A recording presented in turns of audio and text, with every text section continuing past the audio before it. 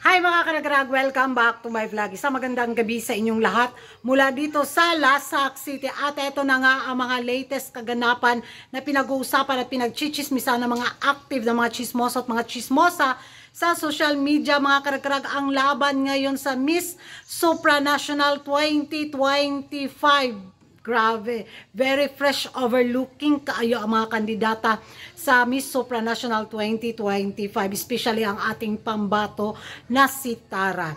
Lumalaban ang face lock value galore.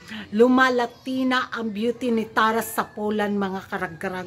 Kahit sabihin pa nilang medyo hindi katangkaran si Tara kung itabi sa mga height na alakawayan ng mga kandidata sa Miss Supranational 2025, pero hindi nila maialis sa katotohanan na yung face lock value galore ni Tara is ang ganda-ganda talaga. Diba? Yung talaga yung masasabi natin lumalaban yung pambato ng pins. At isa nga ngayon sa kontrobersiyang pinagchichismisan ng mga active na mga chismosa at mga chismosa nating mga inggitero, mga kapitbahay, dito nga sa pagiging roamie ni Miss Germany at ni Miss Philippines sa Miss Supranational 2025 na very awkward daw ang datingan. Dahil ang dalawang kandidatang daw to, si Philippines at si Germany, ay parehong lumaban sa national pageant sa Pilipinas. Sa Binibining Pilipinas, di ba si Miss Germany, tapos si Tara sa Miss Universe. So ngayon, magkalaban na daw ang dalawang bansa na may parehong pinagmulan. Dahil half vampira nga si Germany at bilang na siya, half vampirang Pinoy din siya, so nire-represent daw niya yung Pilipinas. At kung sakaling mag-top 2 daw si Pins at saka si Germany, grabe, napaka-unfair daw nito sa mga ibang kandidata dahil pareho daw isi-celebrate na mga Pins ang pagkapanalo o ang pagkatalo ng dalawa.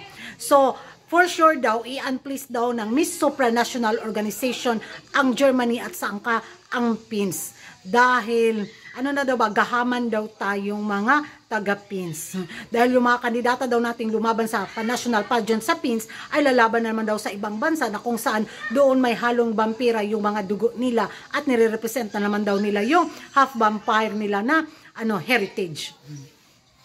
Grabe good sila. Hindi lang talaga nila matanggap na maganda yung DNA result ng Pins at saka ng ibang lahi.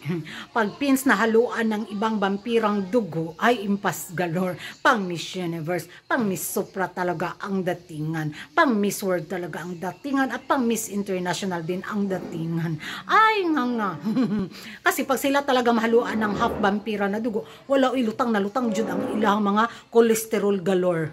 Hindi talaga umaga yung half vampirang dugo na pagkuan bitaw, pero pag ang Pinay kasi pahaluan ng ibang dugo ay wala gwapag yun kaayo ang resulta. Yun nga yung hanas nila mga karag-karag na unplaced daw ang Pins sa taon na to dahil nga dito sa dalawang Pinoy na lumalaban sa Miss Supranational 2025. So, bigyan naman daw ng chance yung other na mga bansa na lumalaban sa Corona. Bakit kaya gigil na gigil sila sa Pins? Hindi naman, matagal na tayo nanalo sa Corona sa Miss Supranational, diba? So, at least nakapasok tayo sa first runner-up. So, hindi talaga natin na ibalik yung Corona sa Miss Supranational sa Pins. Kaya bakit ang galaiti sila? Nakasungkit na naman sila ng Corona. So, ang lang talaga nila, isingiterang galore lang talaga ng mga baki. Dahil pinag-iinitan nila si Germany at saka si Pins. Dahil kahit pabaliktarin pa nila yung Poland, lumalaban talaga ang dalawang kandidatang na to sa Corona. Dahil palaban naman talaga ang face lock value galore ni Germany at saka ni Pins. Kaya kung sakaling mag-top 2 ang dalawa, ay magserkobalintong sila sa stress. At kung matalo man yung dalawang manok natin, adi okay lang, di ba? At least nabigyan nila ng matinding laban ang mga ibang kandidata bitaw na lumalaban sa Corona. So, bakit sila trigger? Bakit sila talaga kumuda? So, ewan ko mga karagara kung ano yung magiging reaction ninyo dito nga sa awkward moment daw na pagiging roomie ni Germany at saka ni Pins at unplaced daw ang Pins sa Miss Supranational 2025. And tayo sa comment section at hindi ka pa nakapag-subscribe sa YouTube channel ko. Don't forget to like and subscribe ko and hit the notification bell para updated kayo sa mga latest kaganapan sa mundo ng beauty pageant. And thank you for watching. See you in my next vlog. Goodbye-bye!